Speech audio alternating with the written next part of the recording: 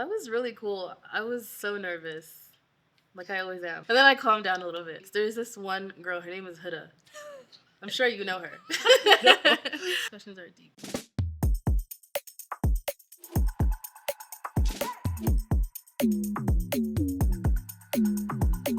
Welcome to MOGUL Radio, a platform where we sit with today's innovators, visionaries, creatives, and friends. Join us as we dive into candid conversations about their passion, their inspirations, and what challenges they face doing this passion. Whether you're a creative, an enthusiast, or just curious, this is your space to connect and grow. Let's get started. Today I have with me Ugo. How are you doing today? I'm good. How are you? Pretty good. Yeah. Bit exhausted, but Fierce. good. How have you been? How's your summer been going? It's been pretty good. Very busy. I've been working quite a bit, so I feel like this is nice to kind of like calm you down and chill out a little bit. Your projects you've been working on this summer, what's been your favorite one so far? So I actually filmed a short film it was like a month ago. Is it? I'm currently editing it, so it should be coming out soon. But it was nice because I had full like Creative creative direction on that, and it was super fun because I filmed it with my friends as well. And yeah, it was just like I'm trying to get more of my creative direction back, and I have to practice it before I can actually like say I'm a professional in this. Yeah. So yeah, it's been nice doing that and just like editing it as well. That's It's been sick. fun. Yeah. Can we get any teaser or any spill on it, or we should just wait till it come out? Yeah, wait till it comes out. Fair enough. Do you plan on submitting it to like film festivals or whatnot? Yeah, I do want to. So yeah, so- we'll see how that goes. What's the wildest place you've traveled for a shoot? Wildest? I don't think I've traveled anywhere wild. Like, I've been to, like Texas, like Houston and Toronto, but like I don't think that was crazy. Yeah. Okay. What's your favorite place you've gone for work then? Definitely Houston. Houston. Yeah. Tell us about it. Walk us through it. I feel like Houston is just lively. Like I feel like when I was going there, I felt like I had a bit of creative block. So when I was there, it was just like a new vibe. I had never been there before, so it was just very new to me, and I met very different people. And I don't know, I think with like different perspectives and stuff like that, and just seeing kind of like a different type of life, it was more interesting, and it made me feel more creative in that moment. So yeah, it was a nice experience. Did you go on your once or you went with a group of friends? Yeah, I went. So like my friends were there, but I traveled on my own. I stayed on my own. Like I did that on purpose because I knew I was gonna take time, because I was also vlogging as well as working. So I knew I was gonna want to take my time to like explore a little bit. So I stayed by myself and I just like explored on my own. That's bold. Yeah. Say what? Are you an introvert? Yeah. Okay. Yeah, definitely. Fair enough. I can be extroverted, but only for a certain amount of time. My social battery dies. You and me both. You're about to cover an event or about to shoot an interview and your gear fails. What's the immediate move? My gear, I'm gonna probably call every friend that I know that can potentially bring it for me. Okay. Yeah. Now let's get into specifics. Who are these friends? Which friends? Yeah. Who are your first three people that come to your mind? Hector. He goes by Hecko. Hecko, yeah. Okay. Dylan Scarborough. Dylan Scarborough. Okay. Yeah. Oh, yeah. Yeah. I should have Dylan at some point. I don't know if there's any other ones, to be honest, because them two, like, they have everything. So I'm always just like, maybe. Let me think. Oh, Liam Sweeney. Oh, I don't know if you know him. I don't think I know him. I know I had Echo in the first year. Yeah. And I haven't met Dylan, but I definitely want to meet him and have him on at some point. Yeah, I work with him quite a bit. So yeah, Sick. definitely him. And Liam has like everything that I would need. So Sick. I think you and Dylan worked on Dozier, some projects with Dozier. That was sick. Yeah, That was those are sick. fun. If you could shoot any artist on any stage in the world, where are we going and who would it be? Definitely Tems. Tems. Yes. Okay. And what stage or like? Where would you like to shoot Tems? I feel like definitely somewhere like tropical Mm, with like an earthy vibe because she gives me very like ethereal. yeah. Um, yeah, she has like a very soft, like very just soft energy. Demure. So yeah, summer tropical. I don't know where in particular though, but definitely like a stadium. Like it would have Mm, to be a huge huge stadium because I feel like the way that she sets up her what's it called, like her stage, stadium. very very beautiful. I don't know who does that for her, This but design. yeah, the set design is really good. So yeah. I thought you'd. I don't know what. For some reason, I thought. I think Tems is very attainable for you. Like you can get there relatively soon. So I was like, oh, would you have gone for? I guess bigger. Bigger. Like I mean, I don't know. I feel like honestly, okay. I was thinking more of like who I've shot and was like an amazing experience, mm, and for me that was Thames. uh, Yeah, but I would say okay if there anyone else like very cliche, but probably Beyonce. okay, that's what I was gonna say. That's what I Really? was like. I was expecting Yeah. Beyonce because I was gonna give an example. I was like, I should probably not paint this picture. But you said Beyonce. Okay, cool. Yeah, Beyonce. That would be crazy. What? You Yeah. could have an interview after. That'd be Yeah. sick. That would be insane. Should be on your goal list. It honestly should be. Okay. Was there a specific show, artist, or moment that made you realize that, yeah, this is it. This is for me? Just videography in general. Videography or just your creative outlet? Not, let's not include the marketing bit. We'll get Yeah. into the marketing bit later. Okay. I would say yeah. When I filmed Odumodu, Yeah. that was crazy because I feel like he's someone that just wants to give other people an opportunity, and at that time I was just starting out. So for me to even have that opportunity, I was like, "There's no way."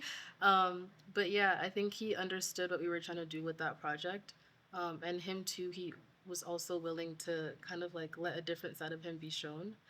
Hmm. And I think the goal for me is, apart from artists and everything else that I do, it's always storytelling Mm. and telling a different side that people haven't seen before. And with him, I just felt like everyone knows this guy for his insane tweets, the way he talks about women, his songs, like all of that. So it's like, I don't know, maybe that's a part of his marketing, but I felt like people didn't know like the soft side of him or Hmm. the side of him that's just like regular, like an everyday guy. So I was like, yeah, it would be cool to film that or to somewhat capture that, and he was willing to do that. Um, and in the moment as I was filming, I didn't have a script. Like I said, I was very new to this. I still kind of am. But yeah, I didn't have a script. I just knew the kind of story that I wanted to tell. So it was very just like on the go. If it works, it works. If it doesn't, we'll see what happens. And I think after editing it and everything, I was like, okay, wow, like this is really good.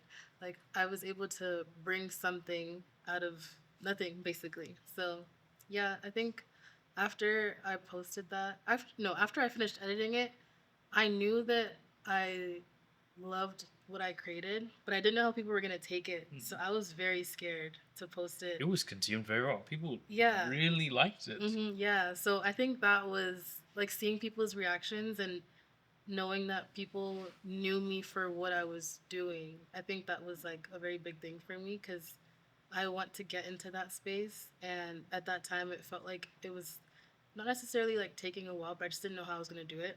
And I feel like releasing that video just showed me that okay, like as long as you put in the work, like you'll get it done. So That's sick. yeah, Because I was gonna ask, like, how did you even pitch that thing? But to hear that you didn't have like a strict script you were following, you just wanted to tell. You just know you wanted to tell a different story, and yeah, you're able to capture that. Was That's sick. That's talent, man. yeah. Thank you. I Big ups to appreciate you. that. Thank you. Did you expect that interview series to blow up the way it did? No. No. I mean, I feel like it's still very much in the works. I find that with filming artists, it's definitely hard to like from their schedules Hmm. um to like however long they're in the city for. Sometimes I might even make a script and plan the whole thing out and it doesn't work. Like that's happened multiple times and it's no one's fault. It's just the fact that there's might be no time or yeah, maybe other things take priority, but yeah, I don't know. I feel like when I don't know. I just feel like it's still definitely in the works. I wouldn't say it's like blown up or anything, but some of In the videos have done well. the that's blown up. Yeah, I guess. I don't I know. guess when you think in the grand scheme of things, Hmm. sure, we weren't blown up, but it's doing well. Yeah. And that's what I celebrate little wins. Yeah, that's true. I Yeah. think in comparison to like my audience, they've done really well. Yeah. Because my audience isn't huge or anything. So yeah. I thought you were going to do Rema as well when he was in Edmonton. I wanted to so bad. Why didn't that work out? There was just no time. Ah, I see. Yeah, he was very strict on his schedule. So I didn't want to push it with the team or anything. But I was just like, as long as I'm able to film or take pictures at the show, like I'm happy. Yeah. I've made the connections I need to make. Fair enough. So I just feel like even if it doesn't work out in that time, as long as I've made the connections, like there's still a possibility it'll work out in the future. So Connections really are everything. I Yeah. suck at connections. I hate the networking bit of things. I know it's so annoying, but yeah, you got to do it, man. As an introvert, I just Yeah. I really should. Maybe that's what I'll take. That's one thing I'll take away from this. Yeah. When you film these artists, Mhm. are you following them everywhere? Yeah. Pretty much. From the airport. Yeah. From the airport in the whether it's a hotel or Airbnb they're staying in, because I have to get shots of like them with their friends or their team members. If they're gonna get a haircut or get food, that's everywhere up until the show, and then I shoot the show and then it's done. So, yeah. Dang. Hmm. That's a full-time job itself. Yeah. How did you feel being featured on Deeds magazine? Oh, that was crazy. That was really nice. I felt like um, it was just another way of showing that my hard work is paying off. Because they were able to recognize what I've been doing in such a short amount of time. Mm-hmm. And I don't know, maybe it's like imposter syndrome, but when I see the stuff that I'm doing, I'm like, I'm not there yet. Like, I'm like, I have so much more to do. It's always going to be like that. I know that now. But it's like, I think I have a hard time taking praise because I'm just like, guys, like, I'm not there yet. Yes. Yeah, but I do recognize that I have done pretty good things up until now. So, yeah, I hope it just keeps going. I think it would. Yeah. Do you think things shifted since that feature? Yes, definitely. Cause I think so before they had posted it, they asked me the questions and then I realized like they wanted me to send them my pictures. And I realized all the pictures I was sending them were pictures of artists. I was like, that's interesting because I want to branch out. Like that's the goal right now actually is moving more towards other things. I film events and like everyday stuff, but I think right now I'm more focused on making myself the feature. So yeah, it was just interesting because I was showcasing the work I was doing for artists, and then I realized that there's like a gap and it needs to be filled with other things. And I feel like there's so many things to be filmed, so many stories to be told. So yeah, I think that made me recognize that um, it's time to like branch out and, do more. You talk about, branching out and there are more things that can be filmed in between. What are some of those things that you do want to film? I'm focused a lot on cinematography right now.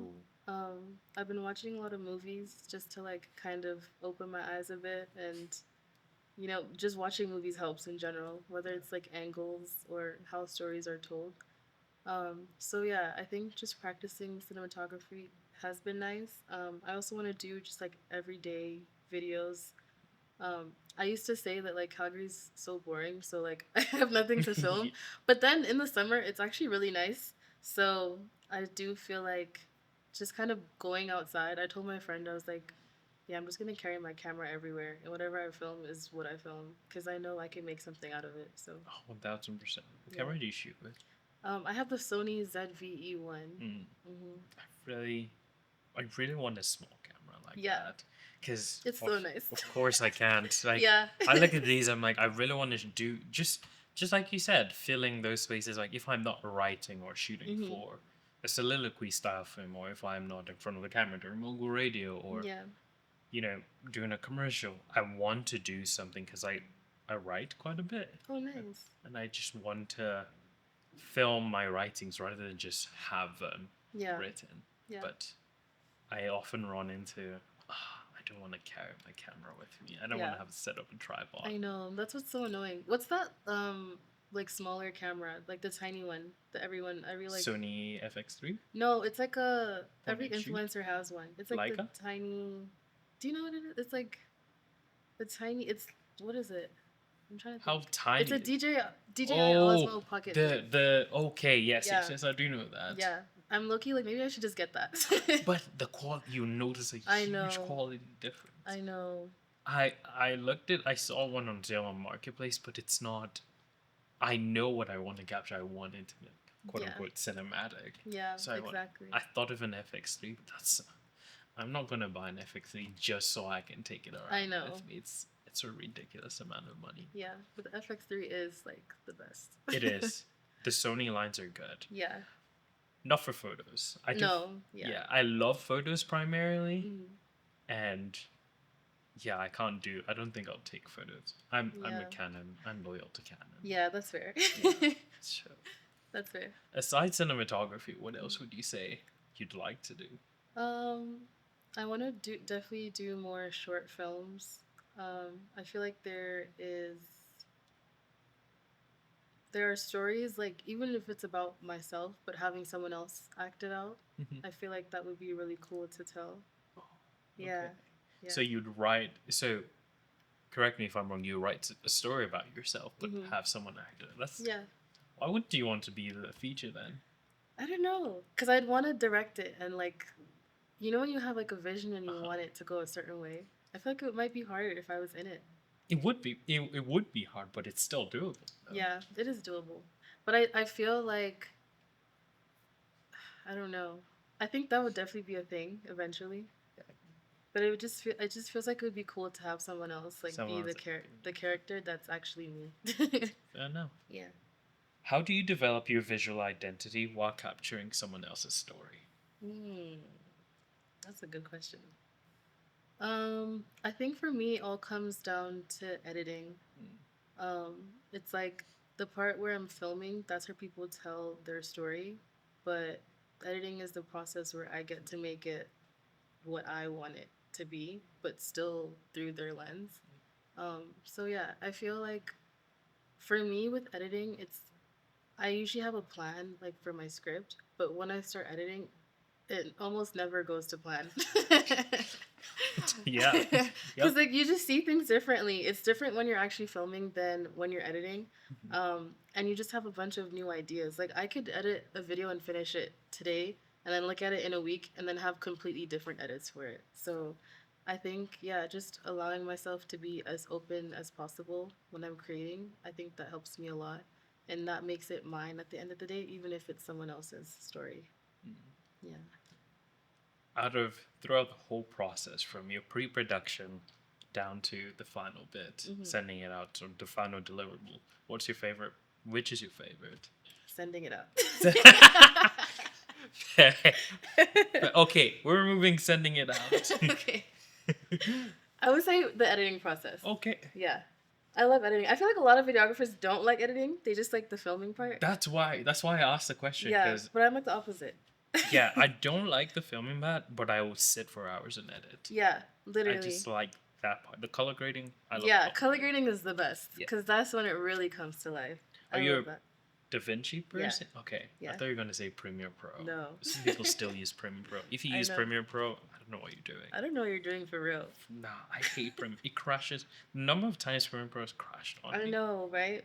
DaVinci's perfect, especially for a Mac. Like it's so Yeah, it's running on Mac. Yeah. Final Cut. I know Final Cut is good. Mm-hmm. I used to use it, but ever since that DaVinci, I did the DaVinci, and getting the Blackmagic, I was like, okay, I'll just switch to Resolve. Exactly. Yeah, I think it was Anthony that put me on. Oh, Anthony really? and Hector put me on. Oh. Yeah. That's interesting. Yeah. Yeah, I think Hector just started using it and he loves it. So What's this most surreal moment you've captured on stage or backstage? Tems. Tems. Yeah, so that Tems show was funny because I wasn't supposed to film it. It just kind of happened. I was supposed to shoot. I don't know if you've filmed concerts before, but usually It's like if you're not part of their team, you're only allowed in the pit to film in the pit for the first 3 songs. Yeah, so that was the pass I originally had. What? Yeah. Okay. So it's like if you're doing photo or video, you have to get everything within those first 3 songs. Unless like you're actually part of their team. It's that strict? Yeah.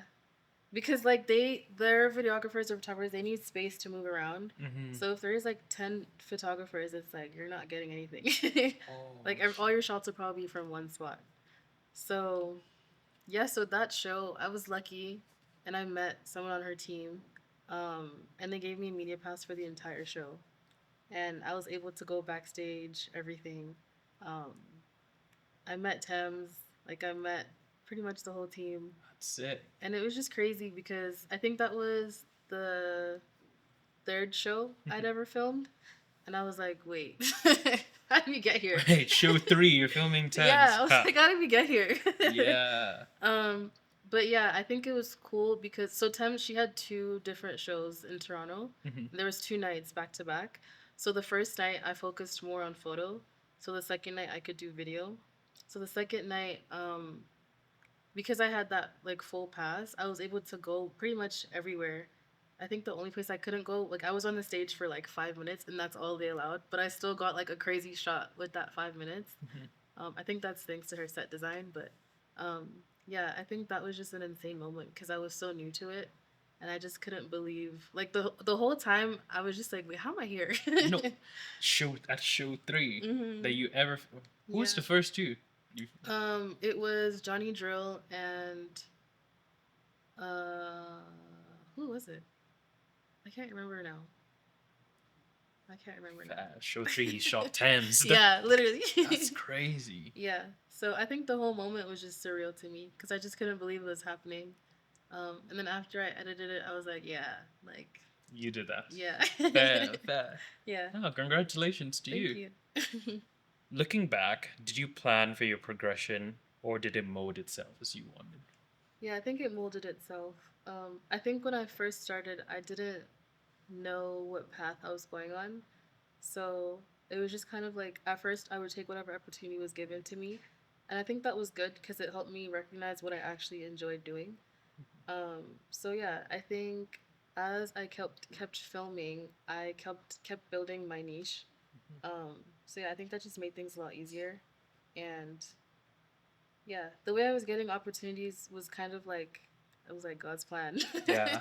Yeah. So and I mean I did pray about it a lot. So it was just kind of like if something didn't work out, I wasn't stressed or anything. I was just like I'm probably gonna get something else that's more aligned with what I'm supposed to be doing. So yeah. I do like that about the creatives nowadays, and like Mhm. anyone, just anyone, is like, if it doesn't align with what I'm doing, I'm just gonna turn it down. Yeah. Obviously, when you first start, you want to take everything because Yeah. you want that experience, but Mhm. it's good to turn things down here and there. Yeah, definitely. Not Yeah. everything is worth Your time and effort. Yeah. Mhm. It's good. When you capture these shows or go to these events, are you just capturing the show or do you try to capture the experience? Definitely the experience. I think that's where, like, if I'm just, for example, if I'm just shooting a concert recap, I think that's where the audience comes in hand or comes into play because when people see how excited everyone is, I think that just adds to the overall video and just makes, like, it allows you to see what the energy was like at that time. And even before the shows, I tried to film people in line, or just like saying something to camera. Because there's always one crazy fan. I was like, I love you, I love you, I love you. And they'll just be screaming, and I'm like, hey, perfect. Or like if they have signs or something, like whatever people want to do that makes it more interesting or more entertaining, I tried to add that in there. Because if it's just a video of the concert, it's like, okay, like we knew that was Yeah. what the show was about. We knew they were going to perform. But I think like getting people's reactions and kind of like the energy of the room is more important if you actually want the video to have some sort of, or if you want people to watch it and be like, hey, I feel like I was there. Mhm. Yeah, that's always the goal. It's you say you just started this, but you seem seasoned in that. Really? You know your audience. You know what to how to capture an event. Yeah. Event capturing and like just covering an event is no easy feat. I don't Yeah. think I could do it. It's a lot. I tried. I've tried and I can't. It's very stressful. It's not for me because Really? you miss one thing and that's it. Yeah. You can't tell the artist go back. Go back. Dude, no, you Yeah. can't. You miss it, you No. miss it. Exactly. And it's even harder if you do both photo and video. Yeah. Like, at what point do you? Yeah, you just need a second shooter. I would say you need a second shooter, but to Yeah. do everything by yourself. 100%. Because I think like there have been moments where I've done photo and video, but it's like I'll get nice shots, but I won't. They won't necessarily be the shots that I would have loved to get. Like I feel like when you're taking photos, you want to get the energy. You want to get like if the artist does a certain pose or like if they're like have the mic at the crowd or something. But you get videos of that. It's like, okay, now I've missed that. So Yeah. it's, you just keep missing stuff. Like it doesn't go. Yeah. It's jarring. It's hard, but Yeah. big ups to all of you that do it. Thank you. What does a successful shoot look to you beyond the photo themselves? I think when whoever I'm shooting becomes more comfortable throughout the shoot and they're actually able to like whatever vibe that I've created in that moment allows them to be comfortable and to show a different side of them. Because I feel like, especially if like I'm doing a photo shoot with somebody, they usually come in very nervous, just like how I was today. They're just like scared and they don't want to be in front of the camera. And so I like to play music sometimes just to like, and I'll let them play whatever playlist they want, talk to them a bit, just like how you're talking to me today. It's funny though, because when you did it, I couldn't tell what you were doing, but it was making me more comfortable. But like that's what I do too. So it just helps Yeah. because again, right in front.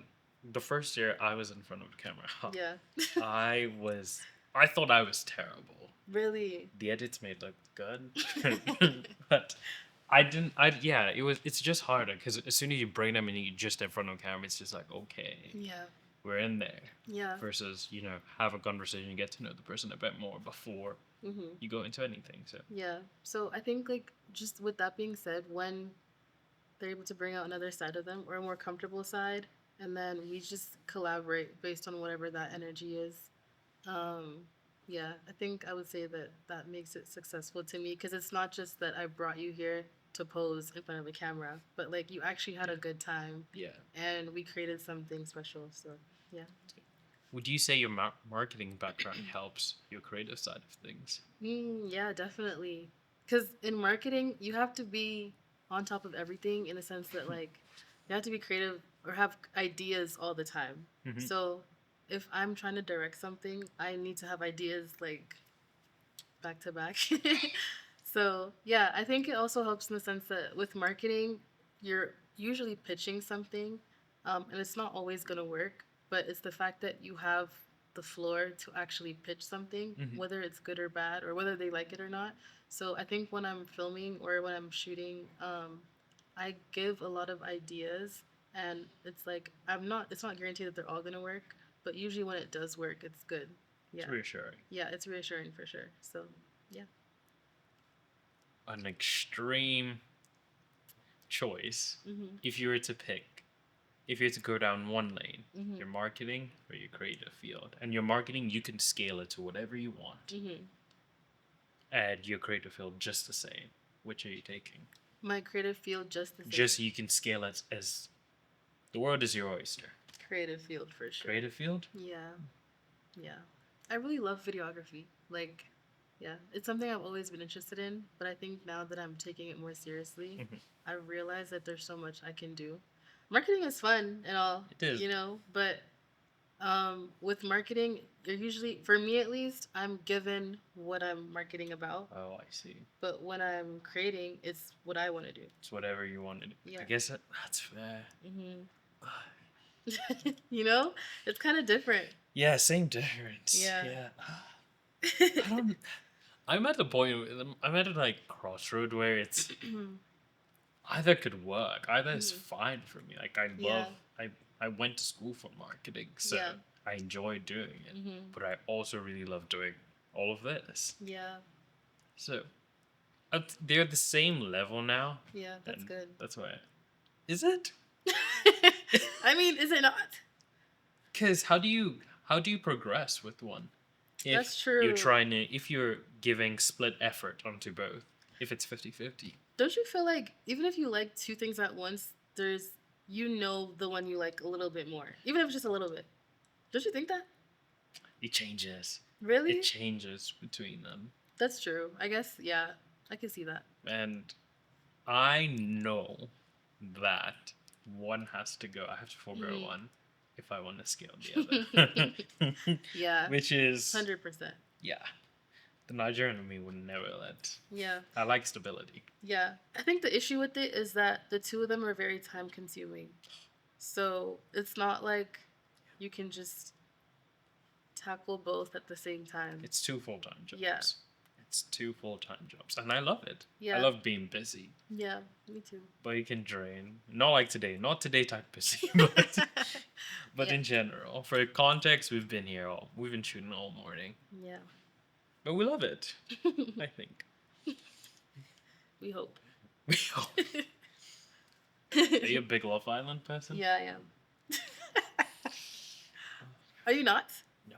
You're not? No. I feel like guys just act like they don't like it. Okay, we're not doing. But they really do. See, if it's on, I'll watch it. I didn't. Yeah, when my girlfriend watches it, I watch it. Okay. But she watched. I think it was the American one Mhm. this year. That one was jarring. Yeah, I it couldn't was. stand it. Yeah. It got to a point. Did you watch it like for real? No. I just dip some pieces. Go on, lament. Let's hear your opinion about It got to a point where I was emotionally drained. Like within the first like 2 weeks, there's this one girl. Her name is Huda. I'm sure you know her. But she was just so jarring. Like she was stressing out the whole villa, and she was stressing us as viewers. Like it got to a point where I was like, okay, this is actually toxic now. Like we need to have peace because it was affecting everybody. I was surprised you never got voted off. I look felt like she would stay because she brought a lot of drama into the villa. Yeah. And like the producers, like they can't get rid of the drama. It brings views. That's what Yeah, brings views. Exactly. And the Islanders just kept saving her. So They did? yeah. There was a couple opportunities where she could have been kicked off, but they kept saving her. I don't know why. She drained the two people she was dating. Yeah. She drained them. They were just over it. Yeah. And so would I. Yeah. 100%. 100%. What type of shows do you watch? I'm into reality TV a lot. Okay, I need to understand what about reality TV do people like? I feel like it's just so entertaining. Like, yes, majority of it is probably fake, but there's a lot of it that is real, and it's just the drama. Like, these are real people. I just find it like sometimes things are blown out of proportion. It's like just That's apologize. The point. Is that not the point? You could have just apologized. Is that the point? Yeah, but Maybe like, I'm too logical. That's why you need. That's the point of the drama. I just feel like that's what makes it so interesting. Because yes, it could have been an apology, but now we're gonna scream. So. And that scream would take a whole episode, a whole hour of my life away. But like, aren't you into it? It's kind of like you forget what's going on. And you're like, yes, like beat her up, yes. No. That's how it is. Watch Bad Girls Club. Yes. Oh, Bad Girls Club. That's literally what I was thinking about. As soon as you said that, I was like, Bad Girls Club. That was by far the most horrendous show of reality TV I've ever seen, but also literally my favorite. Horrendous, like it was bad? There was no point to it. There's no competition. There's no matching. There's no There's nothing. It's just fighting. Like girls just beefing 24/7 nonstop. Do we see the problem here? But it's so entertaining. But like watching people just lose their minds and melt down for no reason is so funny. Because why? Yeah. But it's funny. Even when next I see you lose your shit or melt down, I'm gonna laugh. Do we usually laugh about it after? True. Fair enough. Exactly. Did you watch Vanderpump Rules? Claire is obsessed with that. Vanderpump Rules. She's obsessed with. The fact that it will never be the same again and we'll never get it. Yeah. Like back to where it was. Unfortunate. Why? What happened? What changed with it?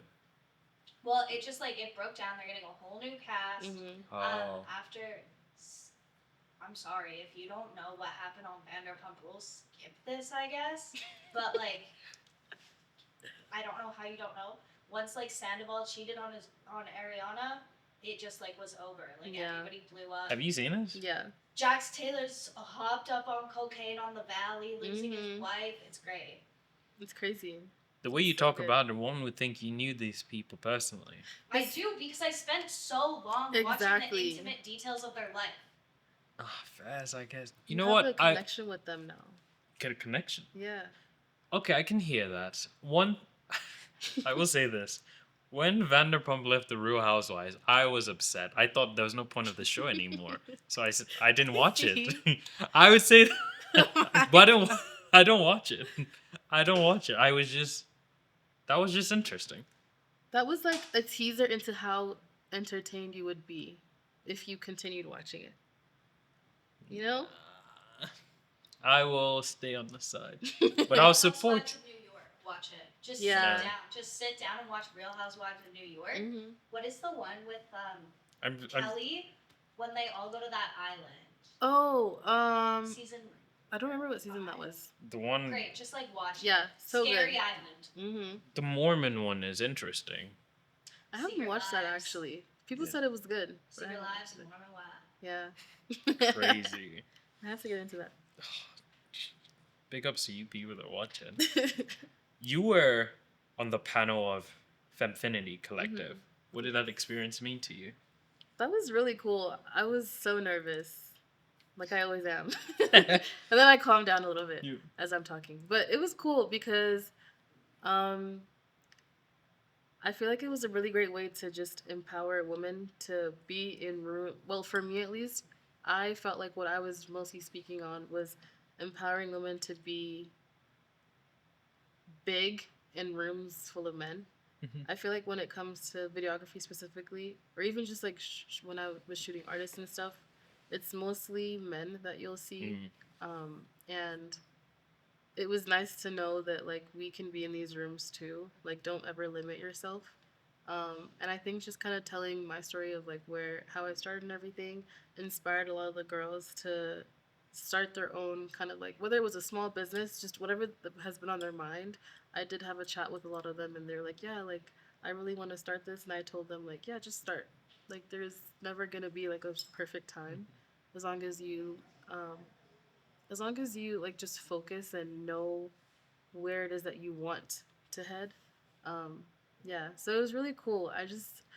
I've never like pictured myself being one of those people like on those panels. So to know that my experience was inspiring someone or helping someone to even just get started, it was pretty cool because I feel like once you start, it just keeps going from there. But like the hardest part is starting. So yeah. How did you start? So I used to do like these cute little vlogs on my phone when I was in high school, but it was never anything crazy. It was just to capture moments with my friends. And then I decided in third year of uni that I wanted to be like an influencer / content creator because it was popular then. Yes. And I was just filming like, what's it called? Makeup tutorials. I was doing like fashion videos, stuff like that. But it just wasn't hitting the spot. Like I felt unsatisfied, or what is it? Dissatisfied. Yeah. Yeah. And so I was like, okay, I actually want to like take this seriously. I was getting into cinematography and things like that and just watching what other people were doing, but I only had my phone at the time. So then I had a friend ask me if I wanted to shoot Ezekeke when he came to Edmonton last year, but I didn't have a camera. So I was like, okay, but I've been wanting a camera, so maybe this is the time that I should get one. Yeah. So I bought one, and it was a Sony ZV-E one, what I'm still using now. And I didn't know anything about the settings or any of that. I watched YouTube tutorials and videos for like 3 months. Well, I still watch them till today. But like to get started, I had to pretty much teach myself, or at least watch people on YouTube. So yeah, I spent a few months doing that, and then I filmed it. When I look back, that video was terrible, but I've improved. The Ezekeke one? Yeah. No. That was pretty good. You think so? I thought that was pretty good. Okay, I mean, for our first video, it was, you know, I feel like because I've done better now, I look back and I'm like, bro, what was that? Fairs. We're our Yeah. hardest critics. But yeah, that's kind of where I started professionally. Um, and then from there, after filming that, I did like a whole behind the scenes kind of thing. So it was pretty cool. So I was like, okay, that was really good storytelling. How am I gonna make this better? So yeah, that's when I started looking more into like watching what other people do, getting more inspiration, learning how to actually properly use my camera, the importance of different lenses, lighting, all of that. So yeah, I started there. What's one project that you've been a part of that has changed who you are? Questions are deep. Hey, there's some fun ones, there's some deep ones, reflective Yeah, ones. for sure. I would say the ODUMODU video. Because like I said, I still struggle with imposter syndrome a lot, but I think that video showed me that if I actually put in the work, people will see it, and like those doors will open. So yeah, I think initially when I started, like I said, I was watching a lot of videos, but that actually kind of made things. I don't know if that was the best idea because I was comparing myself a lot. Yeah, so I was just in a period of like, okay, I know where I want to get to, but it's gonna take me so long. Like, and I was just looking at people who had been doing this for like 6+ years. And now that I'm thinking about it, I'm like, why would I like? How are you gonna compare yourself to someone who's been doing it for so long? So yeah, I think when I filmed that video, I was like, okay, like this was this that showed me that it will take time to really get to where I want to get to, but regardless, I'm always going to be a work in progress. Like, that's just how life is. So, yeah, I think that just allowed me to know that eventually I'll get there. Yeah, I just have to keep putting in the work. Comparison is the thief of joy. Yeah, it really is. Lastly, if someone asked you, who's Ugo, how would you describe yourself? I would say I am someone who is not complacent and always willing to take an opportunity as long as I know it's going to benefit me. And um, at the same time, as much as I want certain things, my biggest thing is always God and whatever He has planned for me. So, yeah, I feel like obviously, like I put all my trust in Him and He guides everything that I do. So, I would say like when it comes to like being a creative and everything, I'm at peace with where I am because I know that where I'm gonna get is gonna be so much better and like very amazing. So yeah, I would just say I'm someone that trusts in God and I know He'll lead me to wherever it is I'm supposed to go to. So Amen. yeah. This last segment is called the Mogul Box. Essentially, you just give us a recommendation based on the question we ask. Okay.